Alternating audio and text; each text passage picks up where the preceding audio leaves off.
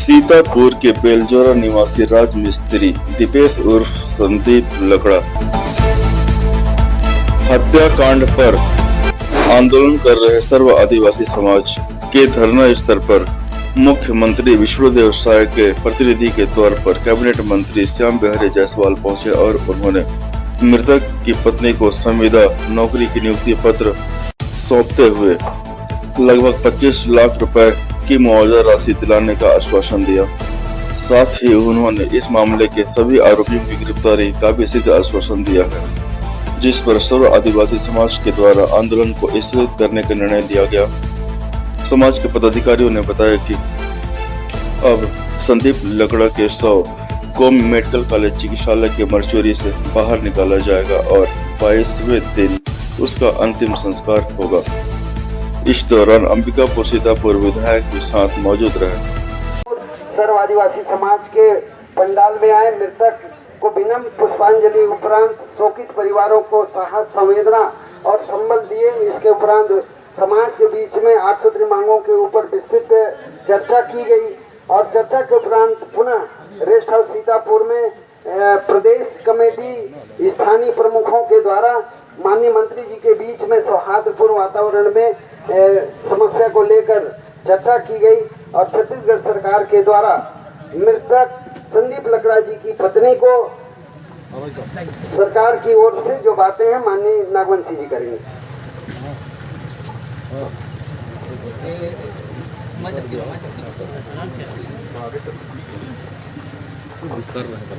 छत्तीसगढ़ सर्ववादी समाज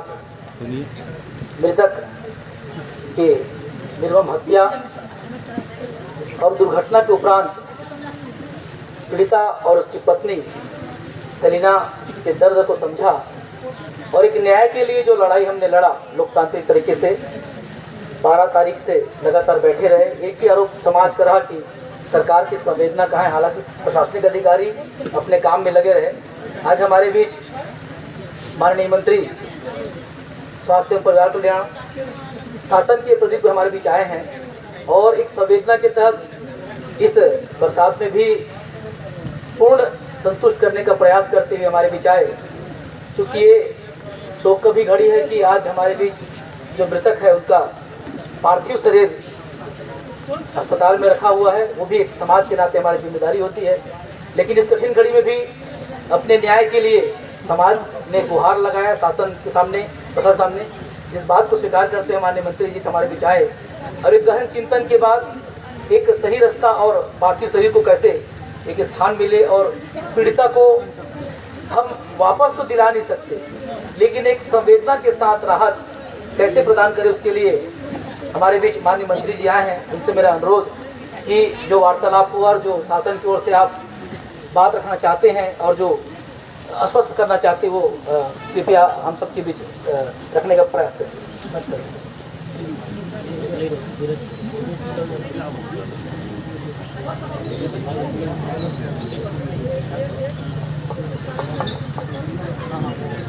आज लंबे समय से हमारे ही बीच का एक नवयुवक जिसकी हत्या कर दी गई, हत्या करके उसको साक्ष्य को छुपाने का प्रयास किया गया और इस घटना को लेकर पुलिस प्रशासन लगातार कई सह आरोपियों को भी गिरफ्तार कर चुकी है, कई कार्रवाइयां कर चुकी है, परंतु मुख्य आरोपी को भी गिरफ्तार करने का टीम विभिन्न प्रकार से प्रयास कर रही है और लगातार सरकार के द्वारा ऐसे घटनाओं को पूर्ण विराम लगाने के लिए इस प्रकार के घटनाओं को अपराधी सोच न सकें, इसके लिए हम कठोर से कठोर ऐसे व्यक्ति को सजा भी दिलाएंगे और अभी हमारी पुलिस की टीम जल्द ही जल्द उसको गिरफ्तार भी करेगी और इस घटना से संलिप्त जो भी लोग होंगे उसकी सूक्ष्म जांच करके पुलिस उन सभी लोगों पर कार्रवाई करेगी, चाहे वो किसी भी प्रकार के लोग हों, कितनों ही शक्तिशाली हों। साथ ही साथ हमारे लंबे समय से इस बात के लिए भी पीड़िता जो मृतक की पत्नी है उन्होंने भी इस बात को लेकर समाज के सामने बात रखी और समाज के लोगों का भी मैं धन्यवाद करता हूं कि ऐसे मौके पर समाज के लोगों ने इनका साथ भी दिया। सभी वो इसमें राजनीतिक दल से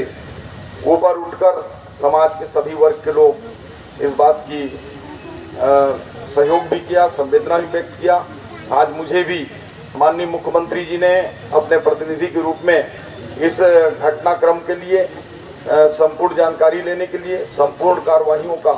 जानकारी के साथ साथ ये लंबे समय से चल रहे आंदोलन और जो पार्थिव शरीर है उनका मेडिकल कॉलेज में रखा हुआ है, उसको भी अंतिम क्रिया के साथ उनकी दिवंगत आत्मा को शांति मिल सके, उसके लिए भी आज बातचीत हुई। बातचीत बड़े ही सौहार्दपूर्वक पीड़िता के साथ भी हुई, हमारे समाज के लोगों के साथ भी हुआ और अंत में ये निष्कर्ष निकला कि जो उनके बच्चे हैं उनको हायर सेकेंडरी तक की पढ़ाई नज़दीकी स्कूल में, जो अच्छा से अच्छा स्कूल हो उसमें निःशुल्क जिला प्रशासन कराएगी और साथ ही साथ जो महिला बाल विकास विभाग के द्वारा प्रदत्त योजना है उसका भी लाभ इनके दोनों बच्चों को मिलेगा। साथ ही मृतका की पत्नी जिनके पास जीविकोपार्जन का कोई सहारा नहीं रह गया है, उनको अभी तत्कालिक रूप से संविदा में जो कलेक्टर दर पर है उसकी नियुक्ति पत्र हम लोगों ने लाया है, उनको अभी नियुक्ति पत्र हम सौंपेंगे। साथ ही साथ उनको आगे भी नियमित रूप से कैसे कर सकते हैं उसको कैबिनेट में भी चर्चा करके उस पर पहल करेंगे। साथ ही साथ आर्थिक रूप से भी, क्योंकि समाज का डिमांड बहुत बड़ा था, लेकिन राज्य सरकार की अपनी एक सीमाएं हैं और एक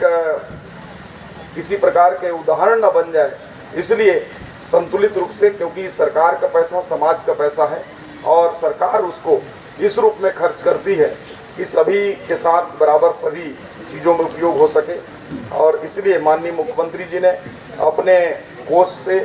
10 लाख रुपए, माननीय प्रभारी मंत्री जी ने अपने कोष से, अपने मद से 5 लाख रुपए और हमारे जिला प्रशासन की ओर से 8,25,000 रुपए और शेष 1,75,000 रुपये मैं भी स्थानीय इस क्षेत्र का